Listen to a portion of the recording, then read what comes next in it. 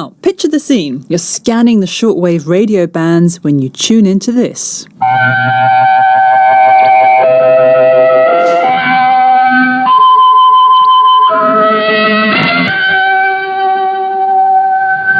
Now we begin the English language transmission from Pyongyang, the capital of the Democratic People's Republic of Korea. Yes, that was a North Korean government broadcast, which is sent around the world. Believe it or not, there is a niche group of radio buffs that listen to such transmissions. Lawrence Pollard spoke to one of them, Jordan Heyburn from Armagh in Northern Ireland. I was on good old-fashioned shortwave radio. Fantastic, with all the beeps and crackles. And you did this thing, just explain this thing about sending a reception report. What do you do?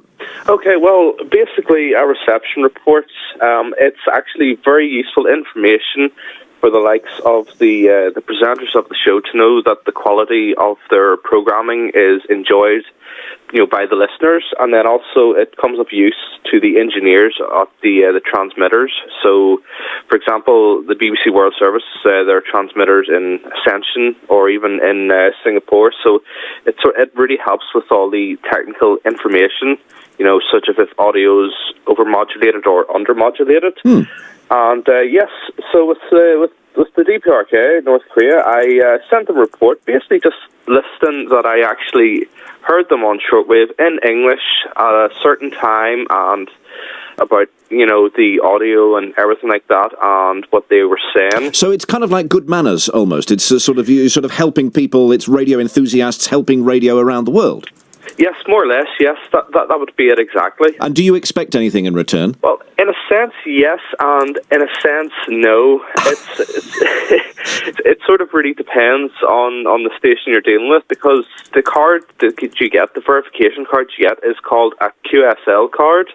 It's deemed quite old school, and a lot of state-run government broadcasters, they would more or less send you a thing called an EQSL, which is like an electronic one, but to get the likes of a paper one, as we call it, that you can physically hold. Oh, that's fun. I can see why you'd want to collect that. So what did the DPRK send you? First of all, I got this brown package then from the Radio Television Broadcasting Committee of the DPRK, followed by a book written by Kim Jong-il, and it was created in 1997 but published in 2013, and the book was called On Preserving the Juche Character and National Character of Revolution and Construction. You lucky man. I also see that you got a series of numbers of the Pyongyang Times with fantastic articles like Supreme Leader congratulates cement producers on record high output. So you're a really lucky guy, aren't you, Jordan? I suppose you could say that as well, yes. Absolutely, yes.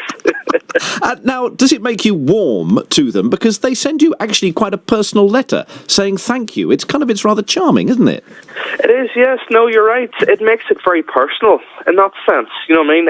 It's not like a typical generic reply that, you would get saying, thank you for reports and keep listening, etc. Yeah, exactly. I mean, the sort of things that I get from Amazon are rather more sort of boilerplate. Somebody's just pressing a button. But this was, it's hot weather here in Pyongyang. What's the weather like with you? Are you going to carry the relationship on at all? Well, to be quite honest with you, I'm definitely going to reply to them, because I plan to write another report to them, to say that I've been hearing them again on such and such, time and date and everything. Well, goodness knows what might what might arrive in your post office. Jordan Heyburn, many thanks. A fan of North Korean broadcasts, as we all are.